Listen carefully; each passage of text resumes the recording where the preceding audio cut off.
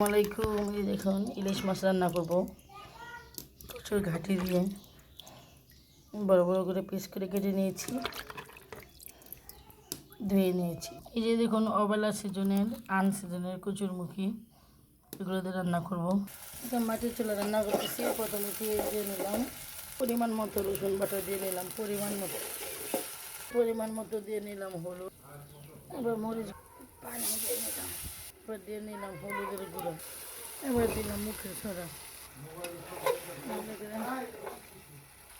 স্বাদ মতো লবণ। এরপর যে ভালোভাবে কষাই নিচ্ছি।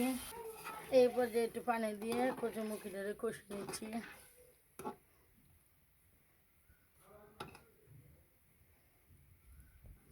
এরপর যে আমি একটু জিরার গুঁড়ো দিই। ইলিশ মাছ রান্নাতে আমি একটু জিরার গুঁড়ো দিই। এখানে আমি কাঁচা জিরে শুকিয়ে ভাজিয়ে নিয়েছি, ঢেকে দিলাম। মুখিটা প্রায় হয়ে এসেছে। এই পর্যায়ে আমি ইলিশ মাছের পিসগুলো সুন্দর করে দিয়ে নেব। সেরকম বড় বড় নিয়েছি, ইলিশ মাছ দিয়ে নিলাম। আমার ইলিশ মাছ রান্না হয়ে যাচ্ছে। মাছটা অনেক বড় ছিল, ডিম ভাজিও করলাম আলাদা করে আলু দিয়ে। হলো আমার ইলিশ মাছ রান্না। ইলিশ মাছ দিয়ে কচুর ঘাটি রান্না করেছি। কেমন হলো